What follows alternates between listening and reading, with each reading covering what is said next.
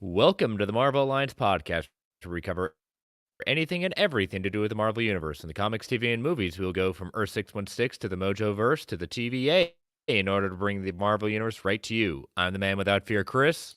I'm your friendly neighborhood, Brent. Alliance Assemble. Assemble. Volume 191, and did not think we were going to have a week like this, Brent. No. There was a rumor of like a trailer. Like that's what we went into this week thinking, right? There's a rumor of a trailer. We ended up with two and a whole lot of news. Mm-hmm. And it's just going to, hey, we won't turn down the fun news, will we? No. I maybe would have liked to have spaced it a little bit out, but that's okay. It's just we're like, okay, we got a Sherlock, we got plenty of news, and then you text me another thing. Sherlock, plenty of news. You text me another thing. Like, just absurd. I'm just like, good grief, how much is coming out? And then you read it, and you're like, no, this is legitimate news. Like, this is all legitimate stuff. It is a big week. It's an exciting week. We definitely have a lot to talk about.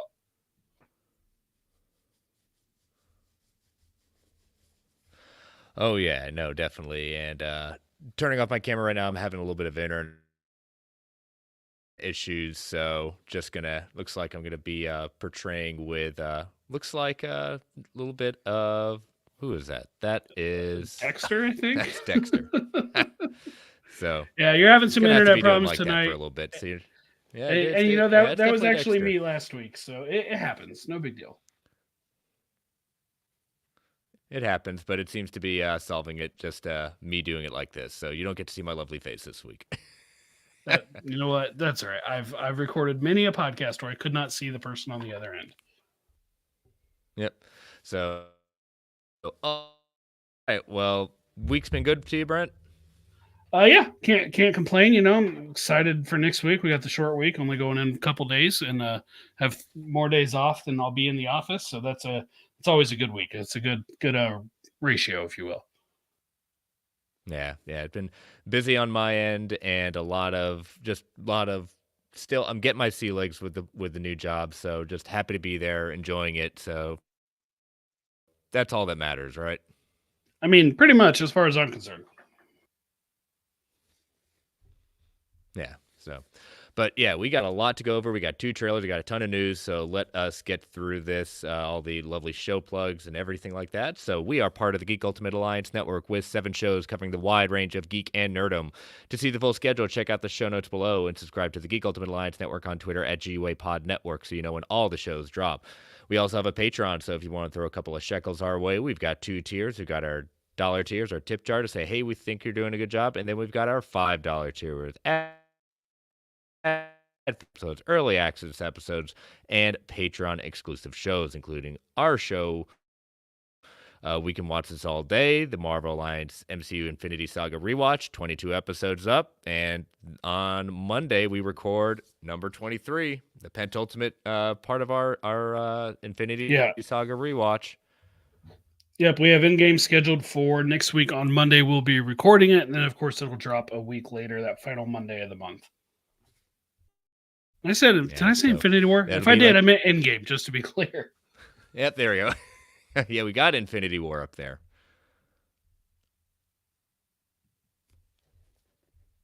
So, but yeah, so we got a lot of other back content up there. We've got DC Alliance with their DC Through the Years, so giving anyone, all the lovely stuff with, I can't wait for their Catwoman review to come up at that point, so it'll be a lot of fun with that. We've got a lot of back content, so we want to thank our patrons. We can't do this without your support. And if you're not a member of our Patreon, you want to join us, go to www.patreon.com/GUA network for all join it, and we greatly appreciate that. But if you can't join us on Patreon, we totally understand. You can give us 30 to 90 seconds and rate and review us on Apple Podcasts, Spotify, Amazon Music, wherever you get your podcast. We greatly appreciate that. And last but certainly not least, we want to thank our official sponsor, organicpricebooks.com for every omnibus hardcover collected edition needs. JP and the crew at OPB have got it going on with excellent customer service, immaculate packaging, ships around the world. Got all these lovely omnis and collected editions up there if you're watching on YouTube. Use that code MarvelGUA at checkout to get $2 off every single order. And we want to thank them for being our official sponsor. All right, Brent, before we kind of get that going, as I fix the YouTube stuff and put down different banners. So like we said, we've got a lot of show to do this week and 2 trailers. So the first one, we're just gonna put this up here right now. We've been saying it for a while. Guess what finally happened, Brent? Madam Web is the blueprint. It is here. And I know, I think I heard Snell say something like the blueprint of how to end Marvel movies. I feel like that's a bit hyperbolic there, Snell. But regardless, we do have a Madam Web trailer finally. So let's get into it. Oh yeah, but before we get into it, I forgot one more thing. You want to talk about next week, Brent, and what we're doing next week? Yeah, real quick, next week, because of the holiday and stuff, we normally obviously record on Thursdays. Thursday is a holiday in the US, so we are going to take the day off to spend with our friends and family. However, we are still going to give you an episode at least, so we can watch this all day. Episode 2 on Captain Marvel is going to be dropping on Thursday, or probably on Friday morning, really, at the regular time. So go ahead and look for that. Look at it as call it a bonus, call it a tease of what we're doing with that. If you're not already a patron, and originally it was recorded, I believe, in February of 2022 is what I saw when I looked it up. So it's been a while since we recorded that one, but that is the plan for next week. And then, of course, we will be back a week later.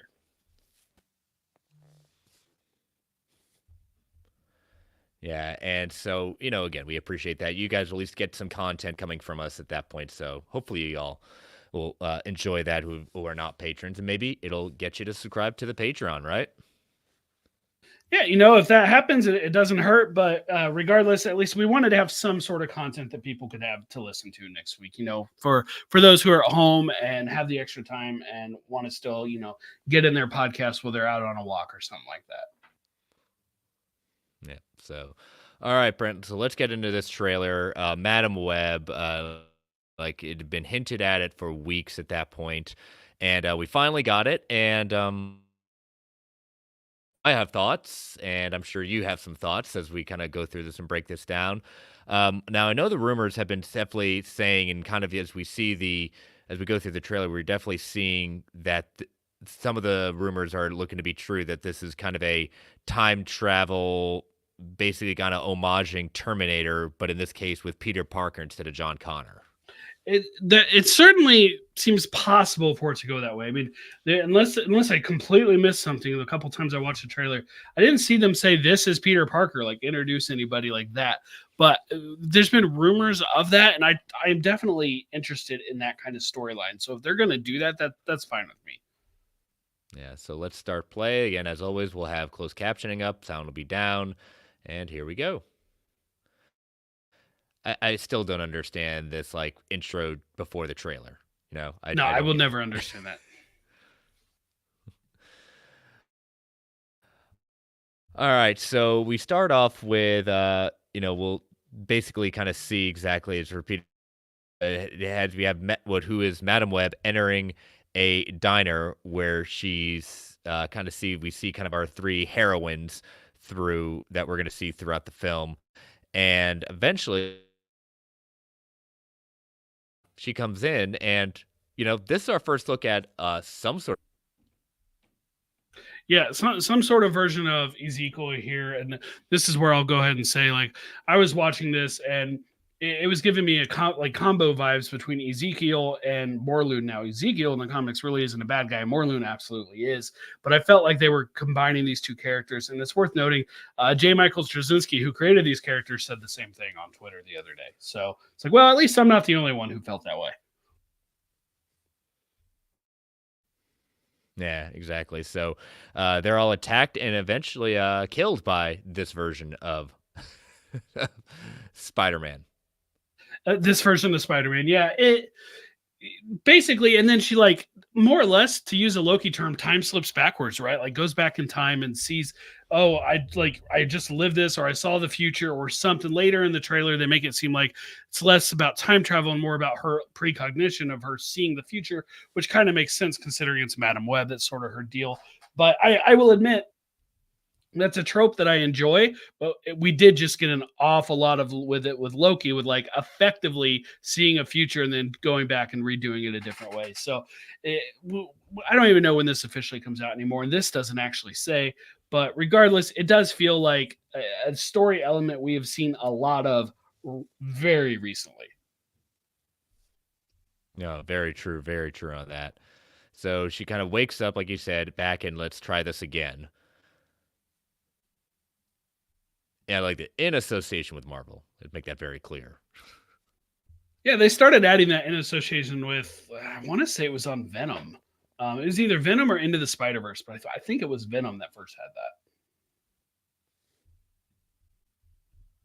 that. Yeah, so we see that this Madam Web is we jump basically maybe a week later, weeks later, she's working at paramedic, and she kind of almost dies doing this job. Yeah, it looked like she crashed basically. She's trying to pull this person out. The car falls into the river here, and at this point they pull her out, and it's I don't know. It's pretty cliche. It feels like, oh, the near death experience. It's fine. I'm totally fine with that. Like this movie, and we've said this about some of the other Sony movies, it really does feel like a superhero movie that would have come out 15 to 20 years ago. And I guess ultimately to spoil my final thoughts, I still think it looks cool. Like I think this movie looks like a good time. So I'm like, I'd be here for it. A little ridiculous, sure, but I'm here for it. Yeah. At one point we see as she's quote unquote drowning, there's a shot of someone holding a baby and then passing it on. There's also her falling into the water, and I'm guessing these are visions of possibly the future or the past at that point. But when we get to here, we see it's kind of hard to see, the closed captions kind of covering it. But this paramedic's name is Parker, and this is our Ben Parker. This is Spider-Man's Okay, so then uncle, that's something Peter I Parker. missed. And that Yep. seems to confirm some of the rumors. I don't know of any stories where Ben Parker was a paramedic, but I think it's a cool idea. I'm totally fine with it. And I like those rumors. I think they sound. I think we covered them on the show, but I like those rumors when that was coming out. So yeah, absolutely. Nope. Wrong trailer. Yep. Adam Scott is playing Ben Parker for this. So we'll probably be seeing a little bit more.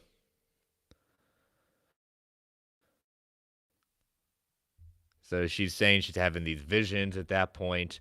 And now the song playing in the background is it's called Bury a Friend by Billie Eilish. The said to have been sung from the perspective of a monster under the bed, representing that something dark is lying in wait and ready to strike, which is kind of very apropos for this one because who is in the background ready to strike against them?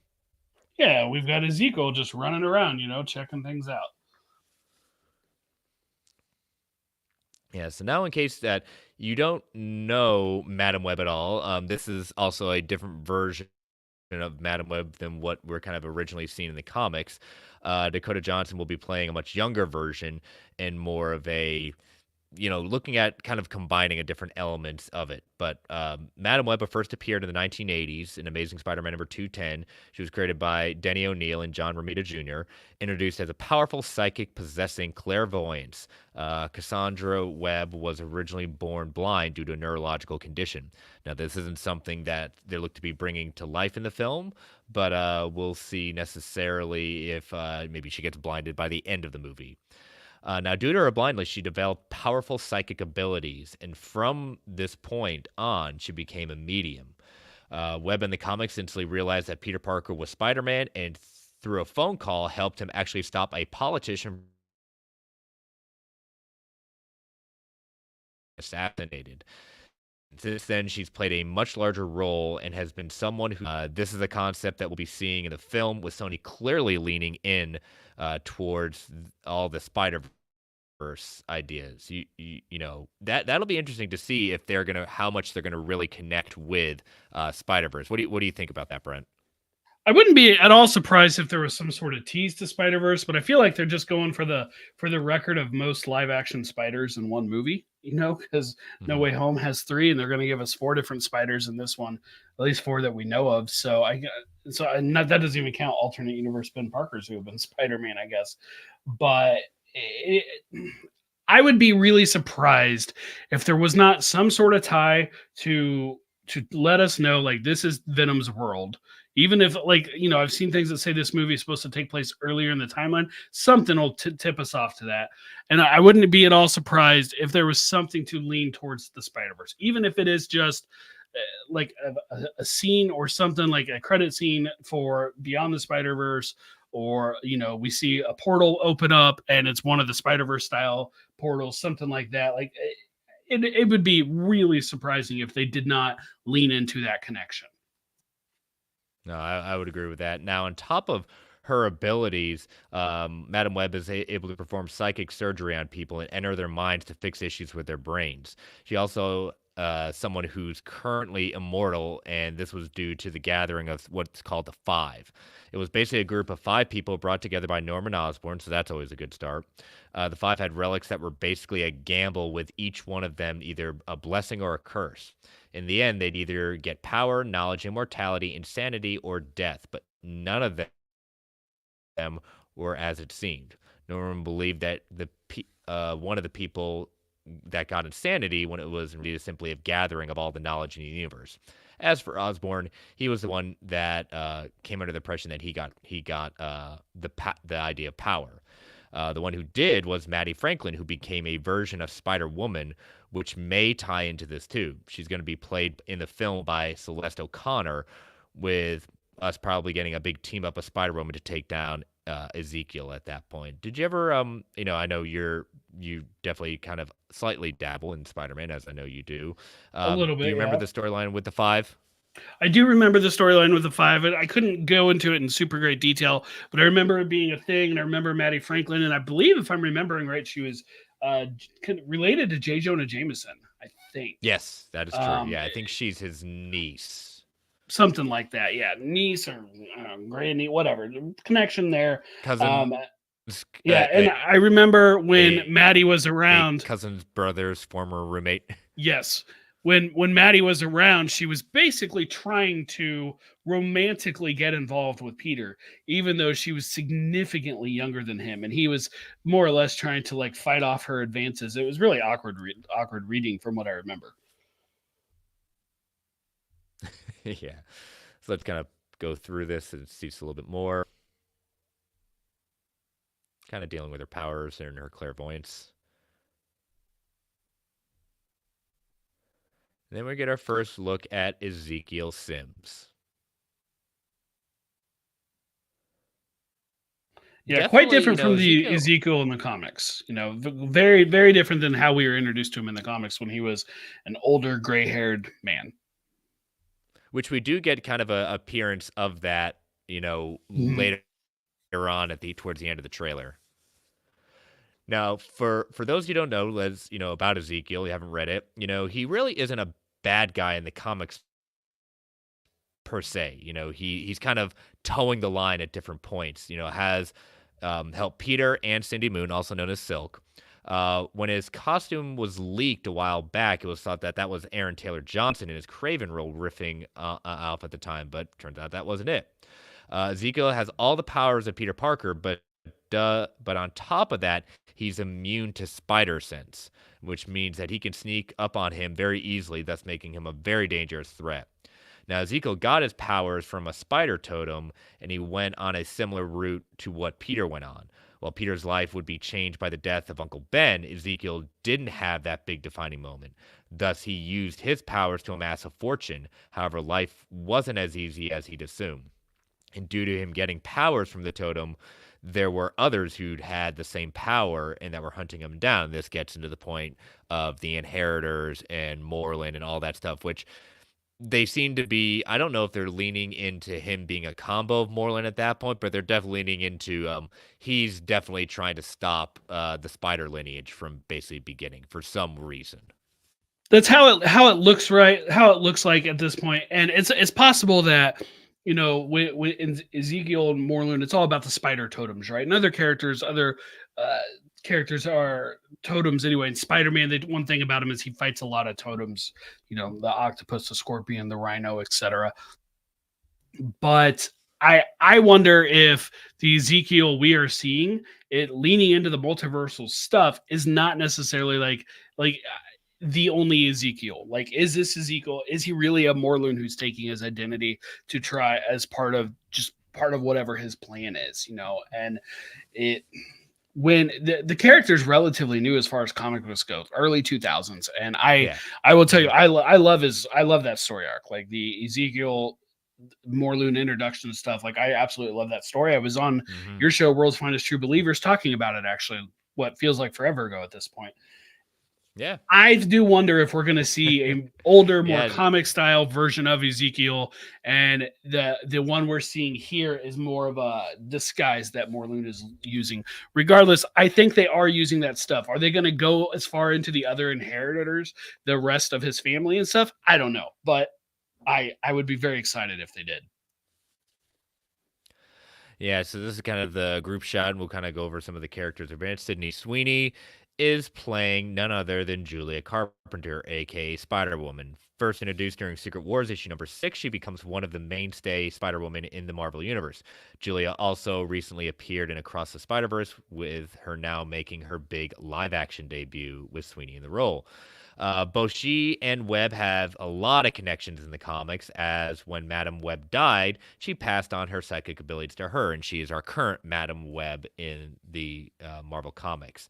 This gave her telepathy, astral projection, and also having being able to teleport on rare occasions. She lives in LA, and it looks like they're kind of differing from her origins. She ended up marrying her college sweetheart, and together they had a child named Rachel. However, it was discovered that he'd been cheating on her, and she divorced him and gained custody of Rachel. From here, she became embroiled in a government group called the Commission that had decided to create their own superhero. Julie was unwittingly led into experiments by her college friend Val Cooper, in which she believed it was an athletic study. Injected her with a mix of spider venom, she got similar powers of Peter, and shortly after took on the identity of Spider-Woman. Appearing in Secret Wars, she then returned to Earth and has become a character who appears from time to time in the Marvel Universe. Definitely taking and we'll see a very quick glimpse of it. Her costume is very much outside of the wide eyes, very much looking after the black costume that Spider-Man at the time post Secret Wars was wearing. Her costume has always been like this costume, like my favorite of the Spider-Woman costumes. Like, of all of them, I think it's the coolest. And so I'm excited that they're using a version of that for this movie. I want a better look. I like the look we've seen so far. I look forward to getting a better look. I need some character posters for these Spider-Women so we can really see these costumes. Yeah. Now, alongside her is going to be Anya Corazon, who is going to be played by Isabella Merced. Corazon is none other than the hero Spider Girl, who was originally born out of Brooklyn. The pair moved to Mexico when they were very young, but returned to the States after her mother was killed. Anya is someone who has the powers that your typical spider peeps, and similar to Miles, that she's able to camouflage as well. She's also capable in hiding in the shadows and going invisible, which is similar to a crab spider, which can change colors, as you'll see later in her costume. Anna's more relatively a newer hero, and I'm only kind of familiar with when she kind of appears in mainstay Spider-Man comics. Still, though, she's making up for the main ones and part of this team to go against Ezekiel. So I've read some of her comics back when she was first introduced here. She was originally called Aranya, which I believe is Spanish for spider. But it's an interesting character. I like her. She's not my favorite, but I usually enjoy it when she shows up. It's usually a good sign. Yeah. This is where I kind of start laughing and saying, man, this is a movie from the 2000s, even though the movie itself is being in the 2000s, saying, well, this man Ezekiel, oh yeah, he was with my mom, and she was studying spiders, and then she was killed, and he disappeared. It's like, all right, I'll accept it for what it is. Yeah, the studying spiders thing, it's like, all right, it is what it is. It gets us there, but it's okay, I guess. I mean, we'll see the execution of it, but this was I for a trailer that overall I enjoyed, this was not a highlight. There we go. See your death. And everyone's saying, I know you. You know me. You almost ran me over.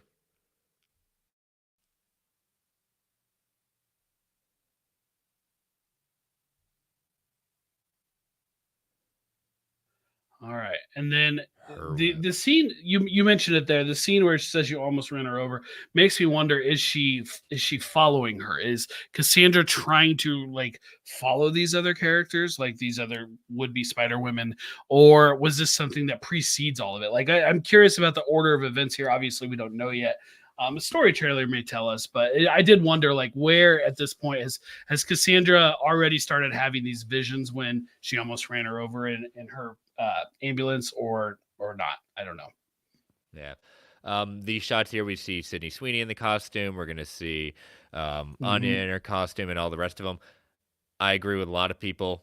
These are probably the only teams we're going to see this. It's going to be quick. It's going to be look at the future, where we're going to also see Ezekiel looking more of the comic accurate Ezekiel, older, shoeless at that Yeah. point.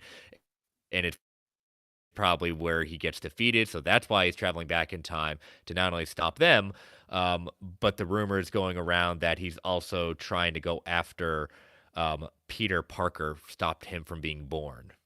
Which I think is a really interesting element. And if people's theories about this scene with all the costumes is true, and it's like one shot, one sequence in the future, I just hope it's one good sequence where we get to really see each costume, and it's not just like 3 minutes long and that's it, and the rest of the time they're in street clothes. Like just at least give us one good lengthy sequence with the costumes if that's all we're gonna get. Yeah, not a bad look at this version of the costume as well. Everything connects them all. There we go. Here, yeah. So this is definitely in the future. Yeah, yeah, those scenes are in the future, or at least or multiverse. Right now I feel like any of that's up in the air. It's a different version. Mm-hmm.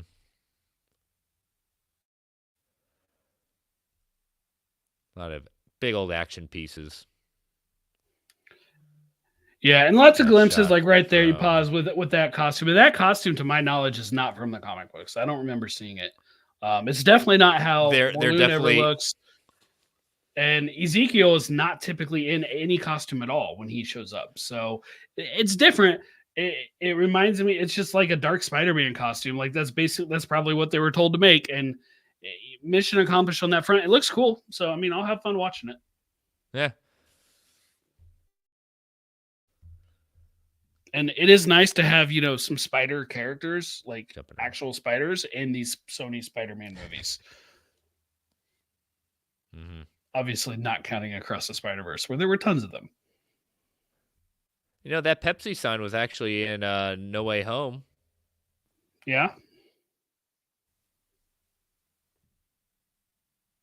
So that's a thing.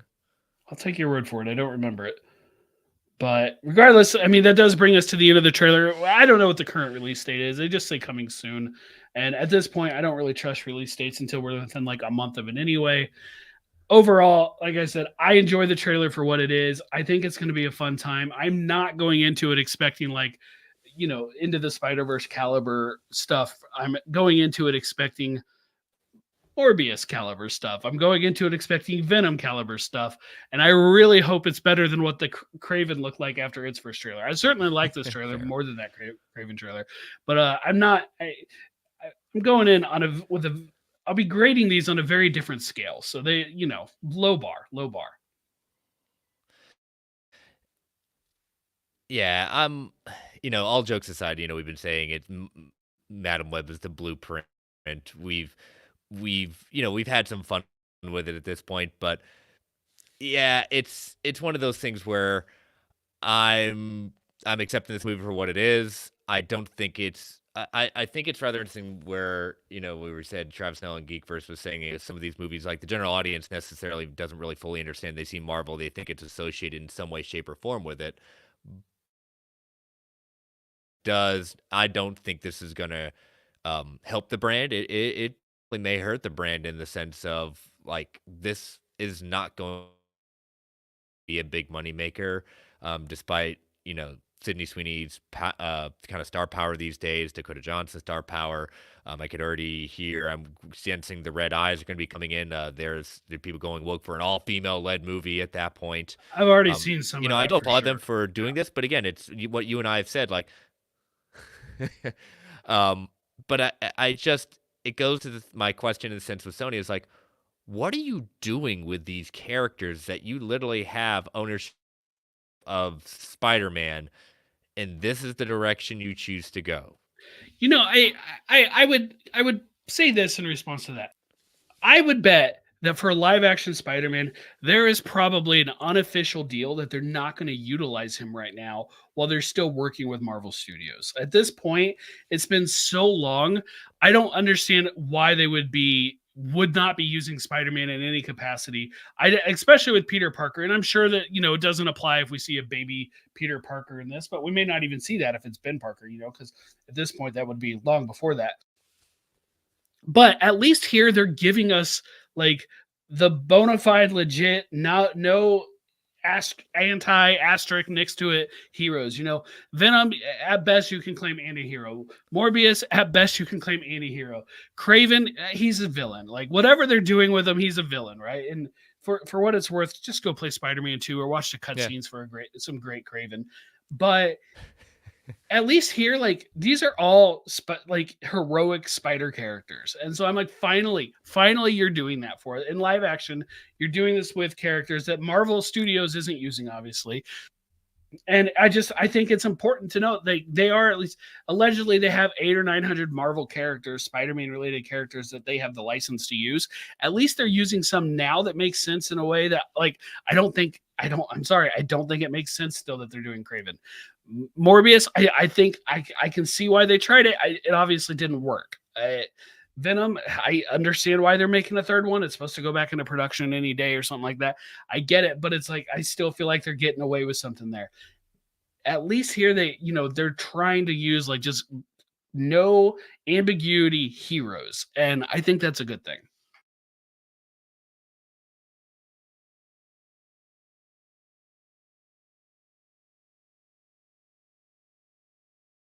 Well, we just lost Chris. He is out. So let me pull up.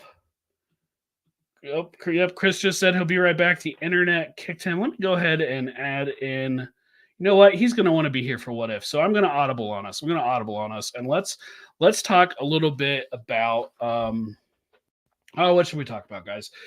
Pedro Pascal. Well, now he wants to be here for that. I'm going to talk about the Marvel's box office for now. He gets back because I know he usually leaves that to me anyway. So the Marvel's box office. That way, I'm going to hang on so Chris can come back in and talk about what if. Marvel's open to $46.2 million. Let's go ahead and get it out of the way. That's a bomb, right? They bombed. Like there's no getting around it. The Marvel's bombed its opening weekend. I'm sure people have been waiting to hear if I would say that. They absolutely did. And I don't know any justification you can say where they didn't. The budget, I've now seen reports of 200 million going into this movie. The only reports I ever saw were 250. Either way, this number 46 million is a disaster. As of right now, it is at 116.4 million worldwide. Chris, welcome back. I'm talking about the box office because I'm just called an audible because I thought you'd want to be here for what if. And Pedro Pascal's stuff there. But the Marvel's box office, 116 million worldwide as of today. This thing is going to limp to break even, and I don't think it's going to do it at the box office. I think it's going to get there by the time it gets through VOD, when you can buy the stuff on Apple Music. I think it's going to get there by the time they get to Disney Plus. Or I said Apple Music, I mean like iTunes, Amazon Prime Video, things like that. I think it's going to get there with however they allocate funds and like money to it from Disney Plus, from streaming. This is not great at all. And it really stinks because, go back to the review, I really enjoyed it. I had a lot of fun with that movie. Chris gave it a positive review overall as well. And seeing the trio together is so great, so awesome. Unfortunately, they did bring in the lowest opening box office in MCU history. So we have to ask the question, why? Why did this happen? I think there's several reasons. Number one, I'm going to put the blame. Several people I'm going to blame for this, but number one is Marvel. I'm actually going to blame Marvel themselves because I think part of this is the reaction to prior projects. Right, Secret Invasion, no good. Right, like just that did not lead anybody to want to come to this movie. And I know Secret Invasion references. I know that they reference there's a peace treaty coming up, and they reference the Skrull Emperor, but nothing there like made you want to go watch this movie. Like there's no lead in. And thankfully the movie kind of forgot Secret Invasion existed because we know what kind of dud that ended up being. But you can't follow that up with look at the previous two movies. Yes, one of them is Guardians of the Galaxy Volume 3. Fantastic movie, super well reviewed, did great at the box office, north of $800 million. The other one was Ant-Man and the Wasp: Quantumania. I enjoyed it more than most, and even I have it awfully low on my MCU rankings, right? Like, yes, they introduced a great villain in Kang, but the public at large did not connect with that movie. And so part of why I think it's part of it's Marvel's fault, because one project needs to help keep excitement for the brand going, and they didn't do that. They just didn't do that. Next up, Disney's fault. And yes, I realize Marvel and Disney, same company, right? Hey, welcome back. You back with us? Yeah. All right, good. Let me just finish the I'm box here. office and we'll go back to What If. Disney's fault. They forced Feige to announce all these projects, release all these projects early. This is really Bob Chapek. I think a little bit of Iger, but I put most of this at Bob Chapek. And the result was 18 projects in 2 years. It's too many. That's gonna drive people out. And that 18 projects in 2 years took us right up to Ant-Man and the Wasp: Quantumania. Like there wasn't any kind of gap. The strikes, the Alliance of Motion Pictures and Television Production, or whatever it stands for, like the strikes that didn't help. There's no marketing from the stars. The cinema score, Rotten Tomatoes, which basically boiled down to word of mouth. None of that was great. All of these are reasons why this movie did not do well. And finally, yes, blatant misogyny. I got it. There's no way I'm going to talk about reasons this movie is failing at the box office, and frankly is going to fail at the box office, without bringing that up. Just look at any of the reviews, and they've been dealing with that forever. Captain Marvel was review bombed on Rotten Tomatoes. The Ms. Marvel TV show was review bombed on IMDb. If you go look at it, it's the only one that has some of the most absurd, ridiculous scores compared to what the others do. Absolutely got review bombed. Add all this together, boils down to, sorry guys, Marvel's, you flopped. Like it flopped, and that really, really stinks. Chris, are you back with us? You think we can go into What If? I think we can. Have we taken an ad break yet? No, we have not. We have not taken an ad break, so let's go ahead and do that. Yep. So listeners, as you know, these ads help keep the lights on in the Geek Ultimate Alliance network. We don't get to choose what ads come on, and they could be a bit loud, so give it that 3 count before they come on. 3, 2, 1. We'll be right back. And we are back. So let me pull up the trailer at that point. Again, apologize for my internet issues. Hopefully we can get this resolved by next week. Hopefully.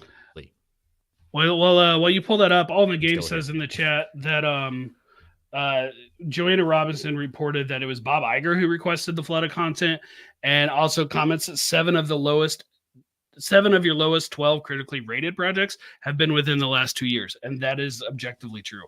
And so they need to, they need to pull a Daredevil on a lot of it, and we'll get there here in a little bit, because it looks like they might be doing some of that.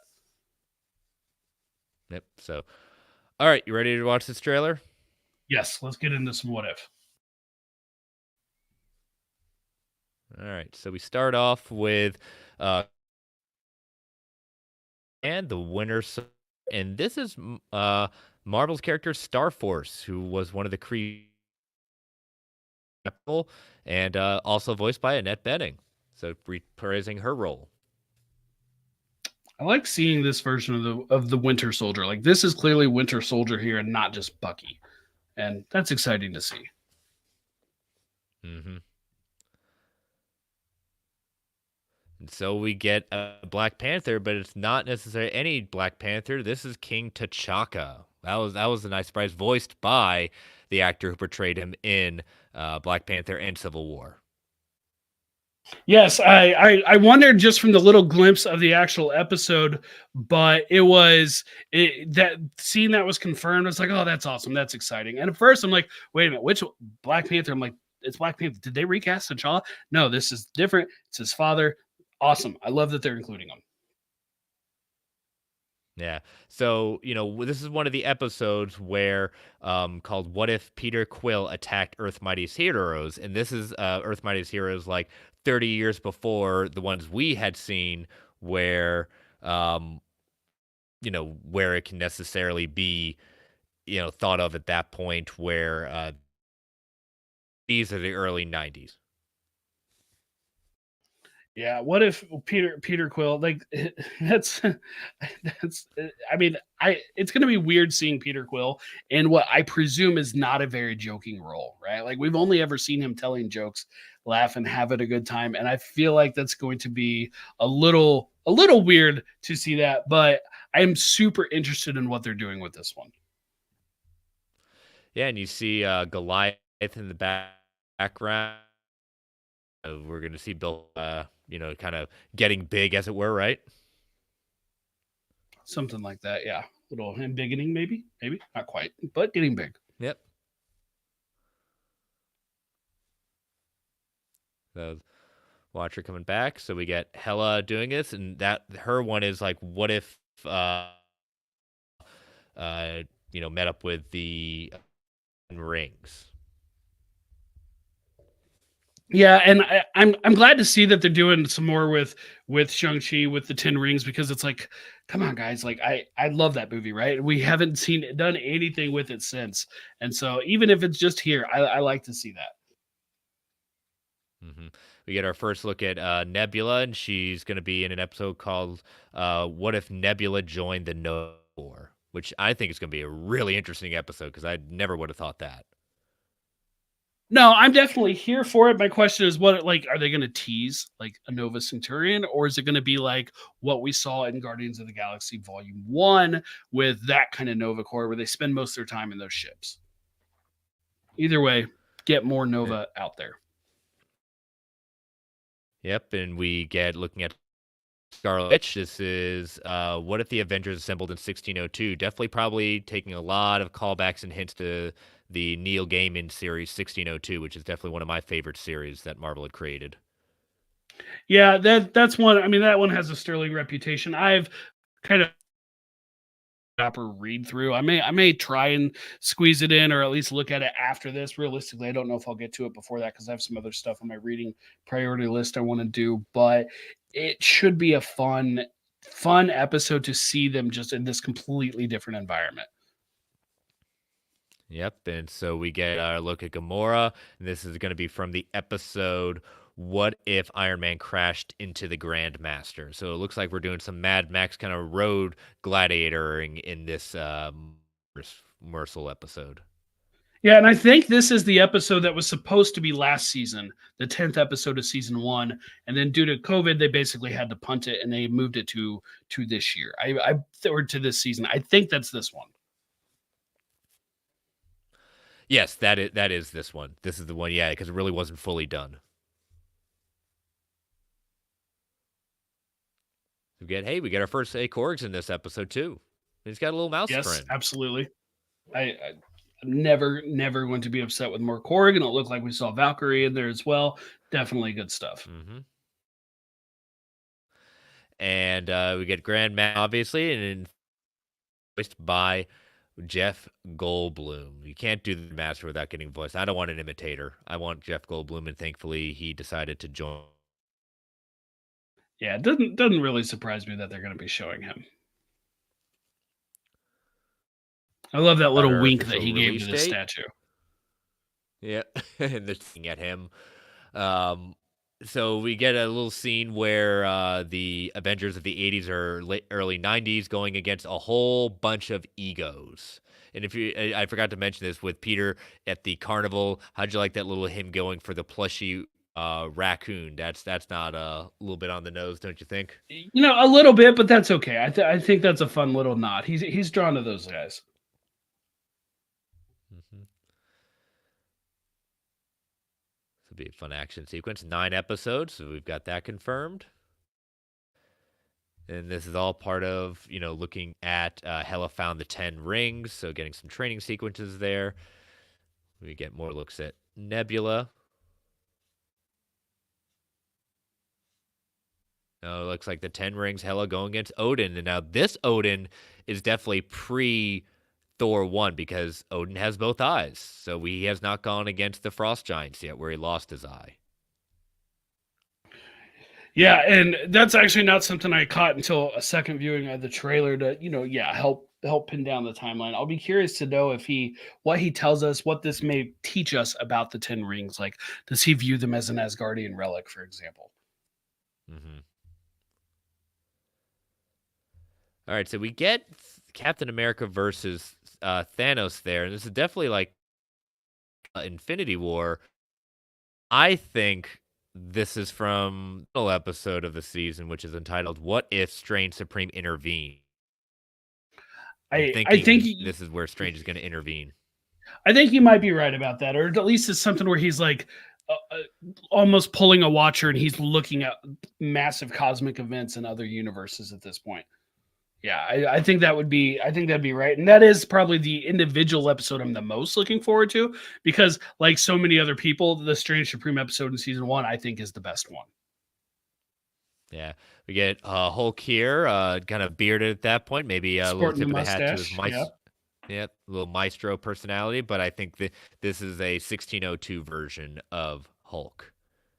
Yeah, not a massive mustache, not a massive beard there. He's still got a little bit of lip showing, but it's definitely there, and it's not how you normally see him. How about this cybernetic rocket raccoon? That was pretty awesome. It is awesome. I mean, he's always cybernetic, but even more so, right? Even more so this time. And then we got Strange Supreme, our favorite episode of the first. Yes. Very excited for that. They're making us wait to the end for this one, it seems like, but we don't know for sure. But the unofficial release schedule implies that. Yeah. So we get our first official look at Kahori, and it's what if Kahori reshaped the world? This is a new character introduced for this show only, kind of breaking with their original precedent set by the original concept of the show that it would not be introducing anything new to the MCU, any kind of characters, but they decided to do this. She's a Native American, and it's going to be what if they found the Tesseract back at the height of the Native American tribes in North America. Yeah, it'll be fun to see what they do with her. And I haven't heard. Do you know if they're going to introduce her into the comics or anything? Well, again, Kevin Feige being in charge of both ends of it wouldn't surprise me. Then we get Killmonger as Black Panther, so he's returning.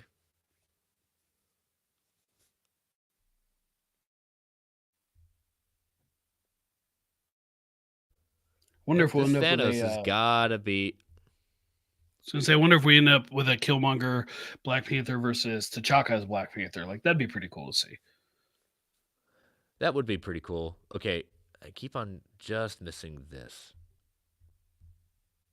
Okay, this is interesting. We got Kahori here, Captain Carter, and that's Thanos. Mm-hmm. Yep. That is going to be quite interesting of how this all comes about and which version of Thanos this is. Yeah, probably not the one Vision cut in half last season, but I'm more thinking like, oh, are we getting some sort of crossover? Like, are they gonna? It doesn't seem like they're bringing them all together the way they did in season 1, but maybe at least some smaller subsets of them in season 2 here. Yep, started all us. They're gonna be. Oh, here we go. You're probably gonna be your favorite episode. Happy Hogan Saves Christmas. I mean, it's Happy Hogan and Darcy, right? It's going to be a good time. It's going to be fun. I believe that is the one supposed to come out on Christmas Day. And yeah, I will find time to watch it. Absolutely. Yes, we definitely will. So yeah, so what they're doing, and they're definitely experimenting, as you said that you wanted to kind of see some different ways of doing things at that point. So what they're going to be doing is starting December 22nd, they will release one episode each day. We don't know what time. Um, necessarily, this is an animated show. This is not necessarily kind of premiere 3 a.m. drop in the morning at that point. So you all are probably wondering, how are we going to question this? I have seen many, fellow breakdown people on YouTube saying, "Oh my God, what is Marvel doing to us? This is the holidays. How am I going to do this kind of content?" So what Brent and I kind of talked about this, we originally had one idea as a theory, depending on how this was released. But when we finally saw it, we kind of redid that. So what we're going to do is um, our episode on December 28th, we're going to review and break down the first kind of half of the season at that point. Yes, we know there's only going to be one episode left, but that's all 7 to 8 episodes to break down in one show. That's a lot. And Brent and I want to put out a quality show and not necessarily be on here for 4 hours, even though some of you would listen to us for 4 hours. I don't know. What do you feel about that, Brent? Well, I mean, yes, we appreciate that, but to actually have time to watch the episodes and hopefully more than once, like to go through them, like we know our limitations. We can't do it, like there's minimum depending on the time they put out the episode. Like you said, it could be 7, 8 episodes, or it's just too many. So yeah, we're just gonna do like the first 4 or 5 that first week, and the last 4 or 5 the following week. Both weeks are going to be a little different. We may still have, if there's news, we'll cover it, but otherwise, that's all we're going to do for those weeks. It's still going to be the holiday time, so we want to respect your time around the holidays. Frankly, respect our time around the holidays, but that is still what we're gonna. That's our plan. That's what we're going to go for. Yeah, so then the last half of the episode will be January 4th at that point. So just, spread it out a little bit, gives everyone a chance to watch it maybe once, twice, 3 times at that point. So, but yeah, that's what we felt is the best way to tackle this. And maybe we'll kind of see how that goes as our early preview in the sense of Echo, which has like less than those episodes, but at least it gives us something to play with when thinking about the show. But I don't know. I like the idea of like 1 episode a day. Wow. I wish it wasn't around the holidays. This just occurred to me, like this is all going to lead up a week for us. A week later is going to be Echo. Like Yeah, you're right. is the Echo. So which we still have to figure out exactly how we're going to be able to cover that. Maybe something similar, a couple episodes this 1 week, we'll figure that out. But regardless, lots of content in a short amount of time, which again, just to restate what I said about Loki and the Marvels, Loki finale and the Marvels premiering the same day. Why? Why did they schedule it this way when the strikes were going on and they weren't in production on things and they needed to spread stuff? I don't really understand why. Luckily, I guess in this case, or depending on your perspective, not so lucky. What If is an animated show. It's not a service seller. People aren't subscribing to What If because of it. They're just watching it because it's already on there. It's not like it's gonna do gangbuster numbers or anything like that. So in the grand scheme of things, for most people, this show isn't even gonna exist. For us, sure, it does feel like a lot though, going from Loki right into the Marvels, right into What If, right into Echo. But I guess if nothing else, it's a fun couple months. Yeah, we'll take it at that point. Content is content. The strikes are over. We'll kind of have to have some delays at that point, but we won't. We'll always bring it to you all at that point. So, all right, let us take our next ad break before we kind of wrap up with other major news items, including a big rumored in talks to be casted at that point. So, listeners, as you know, these ads help keep the lights on in the Geek Ultimate Alliance Network, and we don't get to choose what ads come on, and they can be a bit loud. Give that 3 count before they come on. 3, 2, 1. We'll be right back. And we are back. So let us kind of look into, more news casting. Brent, it's been right. It's so many different people, so many different ways. Well, it looks to be we finally might have a closer idea than we've had in the past. Pedro Pascal is being eyed Richards in so after months of speculation, the deal is currently still being worked on, and that Pedro Pascal is in talks and has been presented with a deal to portray Reed Richards, Mr. Fantastic, in the upcoming movie.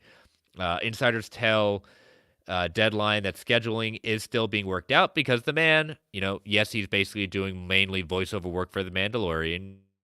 He's in getting ready to, or not ready, but pretty soon he's going to start filming after the final scripts are written for season 2 of The Last of Us.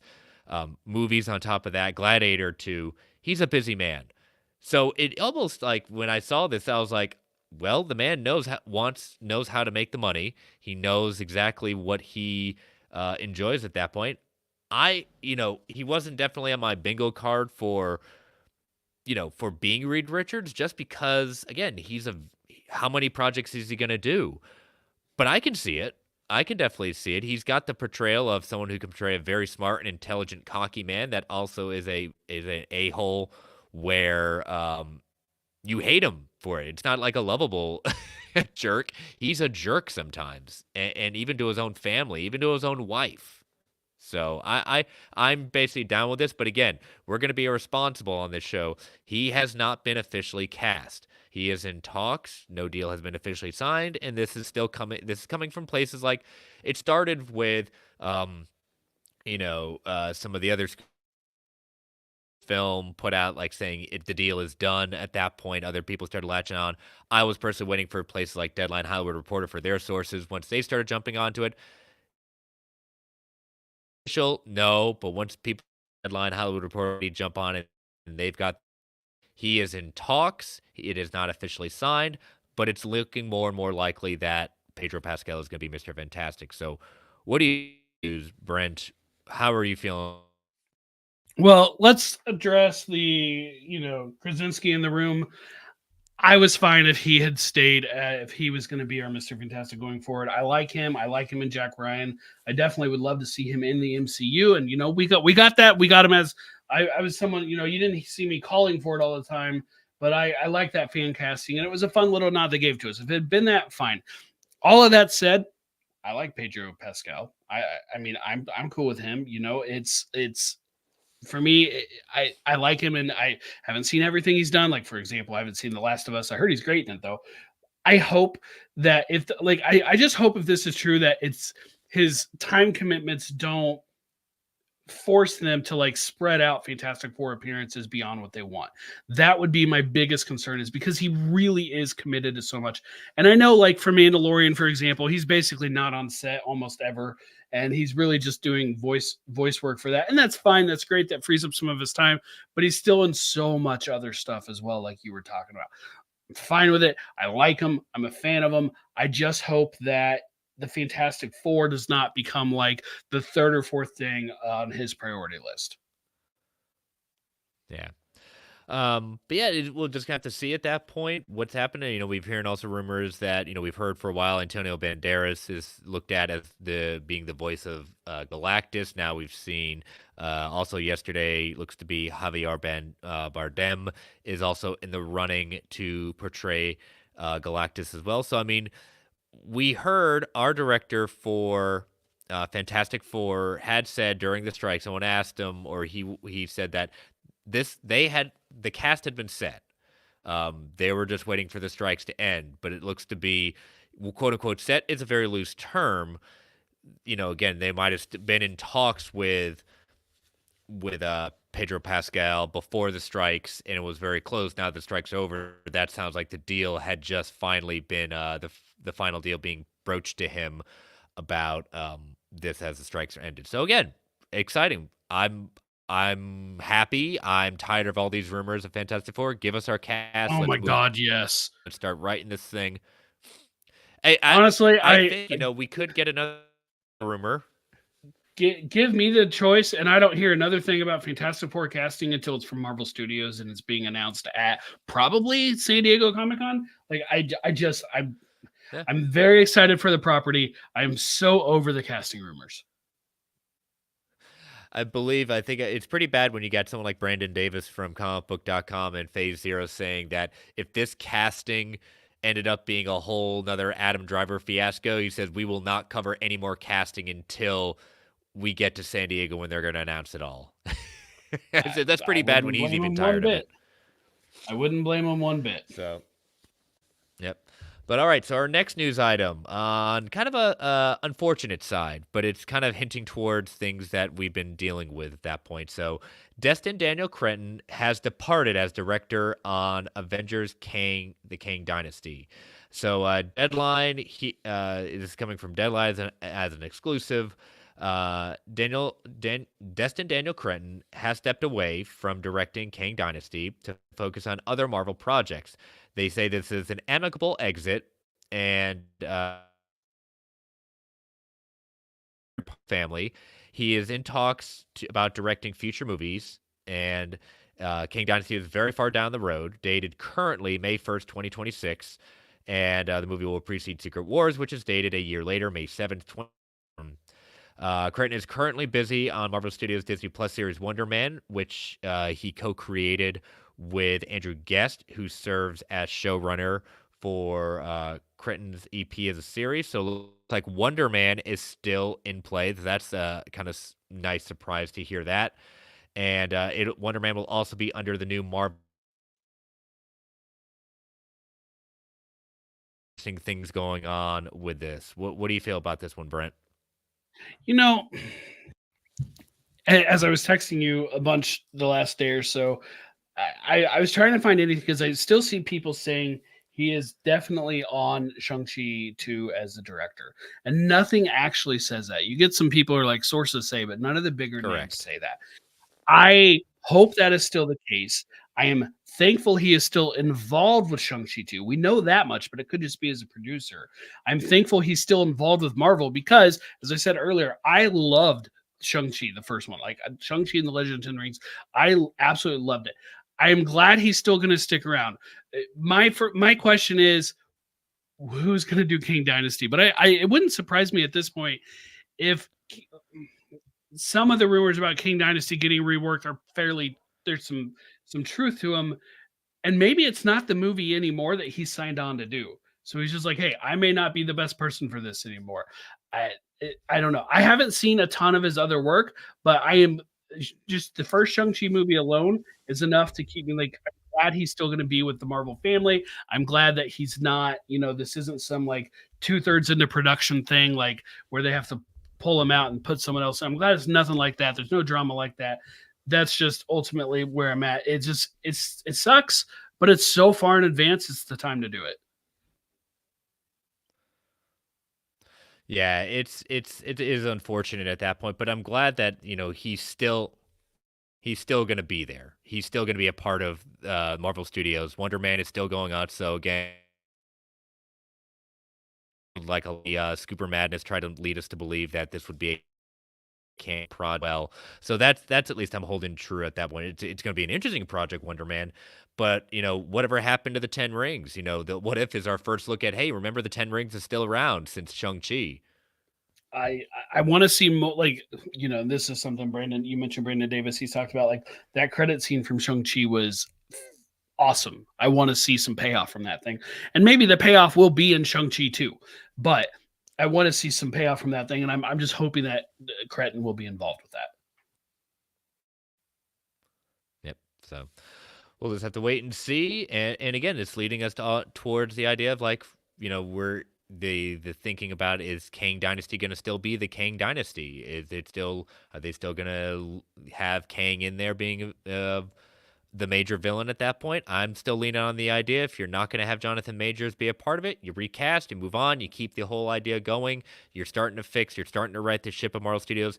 Don't cut and run from Kang. Kang is too good of a character and bigger than one actor to simply say, well, we barely have scratched the surface. I'm of the thing, like, again, in this case, the character is bigger than the actor. Let's continue on. Let's not pull a Warner Brothers and jump ship just because we've had a few bad outings with the character. Yeah, completely Technically co-sign one bad everything you outing. just said. One bad outing. Co-sign everything So. you just said. All right, Totally agree. so our final news item, Brent. We made it through. This basically dropped technically last Friday. Marvel Studios will only release one movie in 2024.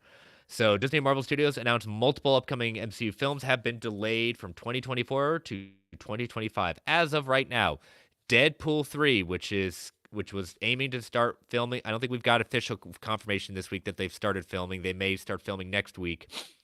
Is the only film that's going to be released in the MCU in 2024. Initially was set to be released May 3rd, 2024. It has now been delayed to July 26, 2024, which was the date of Captain America Brave New World. Captain America Brave New World will now release in February 14th, 2025. Thunderbolts was pushed back to July 25th, 2025, and Blade was delayed until November 7th, 2025. So obviously the biggest reason behind a lot of this has been the strikes and getting everything back into order at that point. You know, we also heard some scuttlebutt going around that Captain America's first test look did not go well. They're planning, quote, some Scooper Madness is saying that may take up to 5 months of reshoots, changing whole things around. I take that with a grain of salt. That's longer than most again, principal photographies. Most principal photography is not 5 months long. Like I bet you it's spread out over 5 months. I 100% believe that. I think that comes down to scheduling. But also, too, yeah, you're right with scheduling some of the actors, but also they basically rushed to the very last moment before the strikes happened to get the principal photography in. So I think that there were some errors in judgment in order to get in the can like this. But the other concern I have right now is we have possibly 3 to 4 films in 1 year from the MCU. That's not spreading out content. No. Okay. So while the strike was still ongoing, because Fantastic Four is also in 2025. Around the time of that, a couple of weeks ago, of that Variety piece coming out, that Variety piece that has basically been torn apart and mostly debunked, for the record, which we talked about it. I remember saying something in our network chat along the lines of, they need a year where all they have is like 1 Disney Plus show and 2 movies and nothing else. Like, that's all they do. And not because of strikes where people can't work, but where people can work, they're available to work, but they slow down to that point where they don't put anything out. We're basically getting that next year.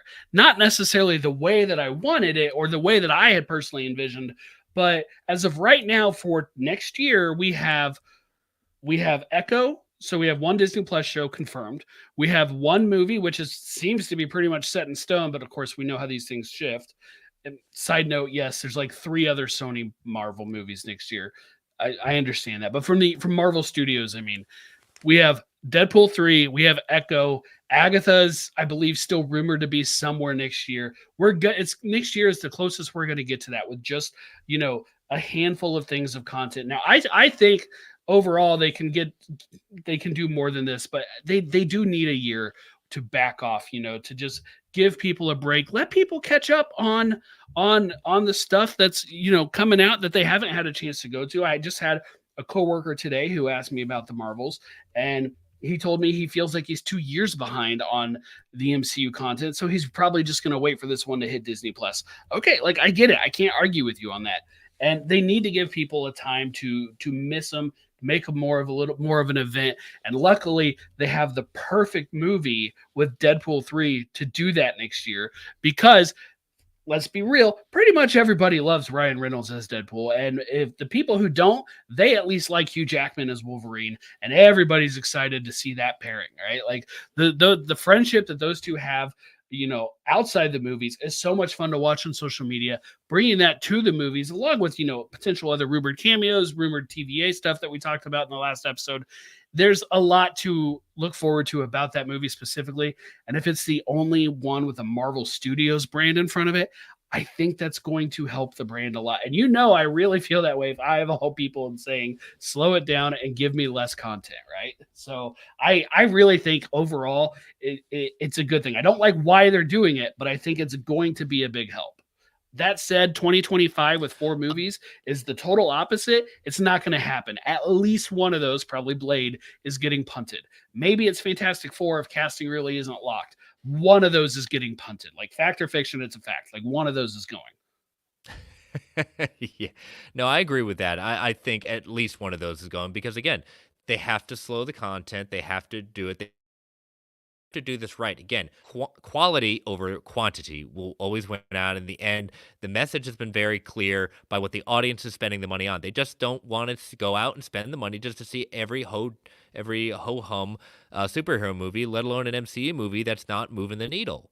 So you as the people say, vote with your dollars, right, Brent? That's when you want to send a message. Well, the message is being very clearly sent at that point. The money is not being made by these films as much anymore.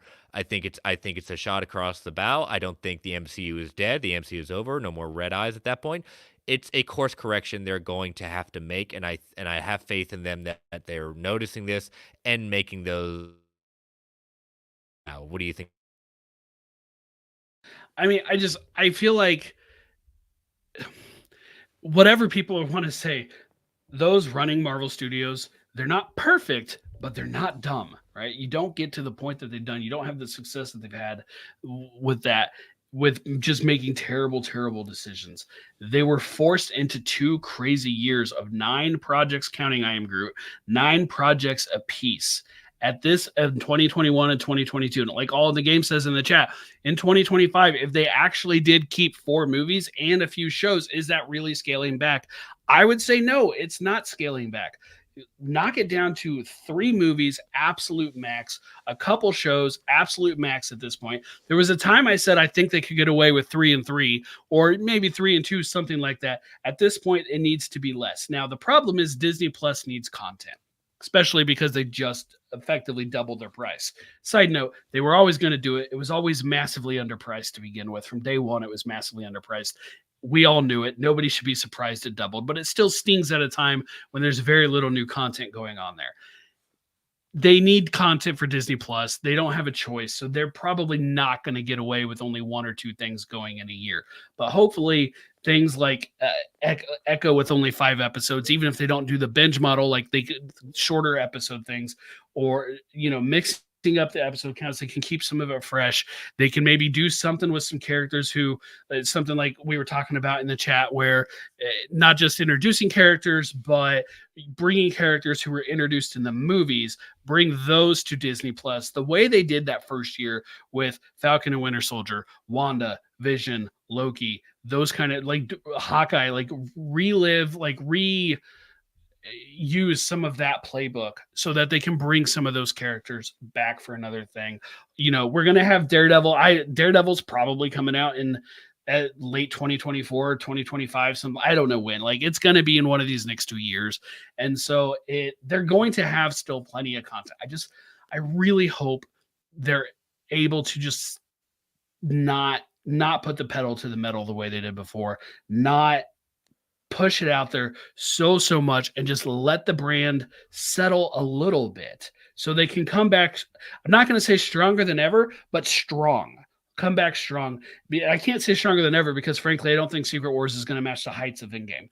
But I do think that it can be great, and it doesn't have to match the heights of Endgame to be great, but they need to take a break. And at least next year is step one of that. If they just, all the goodwill they gain next year by doing that, if they throw it out the window in 2025, well, I don't know.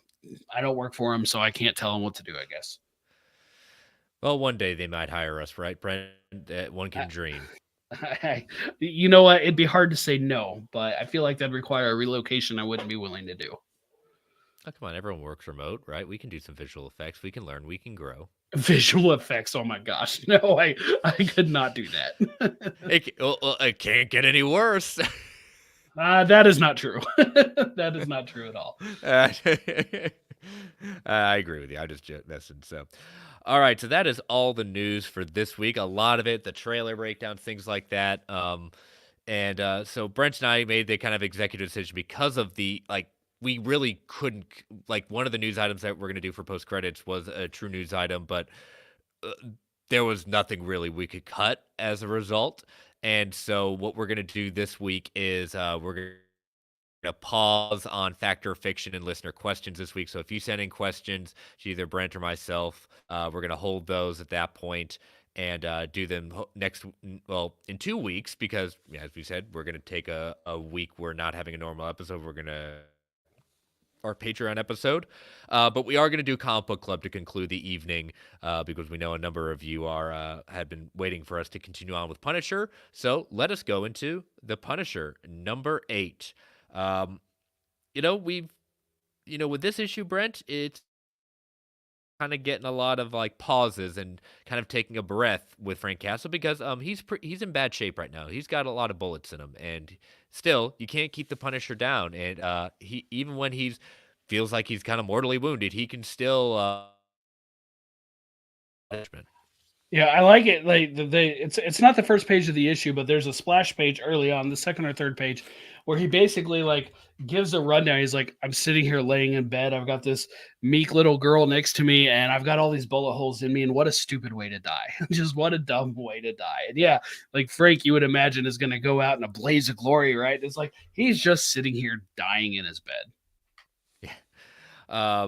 But yeah, so we get some more conversation between our quote unquote loser detectives, as it were, talking about their backgrounds, and the lieutenant's just saying, come on, we're just gonna let Maguchi and Punisher kill each other down, throw it out, we'll pick up all the pieces and get all the praise at that point. But I do like that we finally kind of see exactly what's going on with Frank's neighbor, with all the piercings, and it's not looking too good for him. They are doing the kind of torture of basically ripping out all his piercings. And not only that, but when Frank goes in, he not only stabs the guy that answers the door, but apparently it's a knife that can be basically fired at someone and takes down the other guy in short order. Yeah, and the knife thing was real interesting, but Frank, he gets her to go over there to help. He gets that girl Joan to help him across the hall. And like the first guy, I get it. The knife, like I was not expecting that at all. And I had to do a double take on the sound effect there. It said snick or whatever. I'm like, wait a minute, what did you just no, it was different. I did want to call out though, related to sound effects. There's a part where right before Frank goes across the hall and kills those guys, there's a part where the girl helping him, Jones, says, Dave is screaming, right? But there's no Yeah. sound effect at all. Right. So it's like, I'm like, did I miss something? Like, they're just telling, there's no sound. And then on the next page, when Frank goes over there, one of the like thugs says something like, there's somebody knocking at the door or is at the door, but they don't ever knock on the door. They make no, like, there's no sound effects. It just seemed weird because normally there would be. Well, I would say if you go to, I know we're both looking at Marvel Unlimited, go to page 7, you do see that scream sound when she says Dave screaming in the third panel. But that's after the fact. She says it like, okay, yeah, you're okay, gotcha. like preemptively. Yeah. Yeah, it's just kind of, it's like something got left out, basically. True, yeah. So, but Maguchi is, calling in this supposed Russian, I guess, this all end all kind of assassin that looks to be even the American government's trying to take down, and they fail miserably with it, including basically, I guess, the guy that escapes is stripped naked with the rifle wrapped around his neck at that point. So I'm gonna look forward to seeing what this guy looks like, because I guess he's supposed to be even worse than the Punisher. Yeah, not good at all. But really interesting to read and really interesting panels to look at. Yes, most definitely. So, but yeah, we will see you in 2 weeks with issue number 9. So, but yeah, so 191 in the books at that point. Again, I apologize for my internet issues. Hopefully, maybe a quick reset of the router by the time we come back to you in 2 weeks, it'll be corrected. But I appreciate y'all dealing with me, and thank you, Brent, for dealing with the issues. I didn't sound too bad on your end. No, it happens. It happens to us all. I had internet issues last week right before we started. Weird things happen, and yeah, probably restarting your router. You'll be fine. We'll get it back together. We'll get it back. So, but Brent, tell people. Yeah, Brentech Prime on the socials, mostly on Twitter, and still trying to remember to open up Threads. I need to put it on my home screen. I'm trying to check Threads more, but I got Mastodon, Blue Sky, TikTok. I'm on all of them. Yep. Same here. I'm on every Mastodon at that point, but it's at Chris Balga. You can email the show at marvelalliancepodcast@gmail.com. You can follow the Geek Ultimate Alliance Network. Ask questions, actor fictions, all our DMs are open at that point. Continue to rate and review the show on Apple Podcasts, Spotify, Amazon Music, wherever you get your podcast. We greatly appreciate it. Thank you all for listening. Thank you all for joining us in the chat. Stay safe out there, everyone. We'll see you in 2 weeks at that point. Hope you enjoyed our Patreon episode. The America in North America that celebrate. Happy Thanksgiving, everyone. Enjoy, spend time with family, spread the thanks, bring the joy. And as Stan the Man would say, Excelsior, true believers. All right, Brent, post-credits discussion. One last news item. As I say, we got one more. We're going to do more. We got one more. So one more thing. This broke, I think this broke like in less than 10 or 15 minutes after we stopped that, after we ended the episode. Like it was just, it was real like, close. Come on. Yeah. It was real close.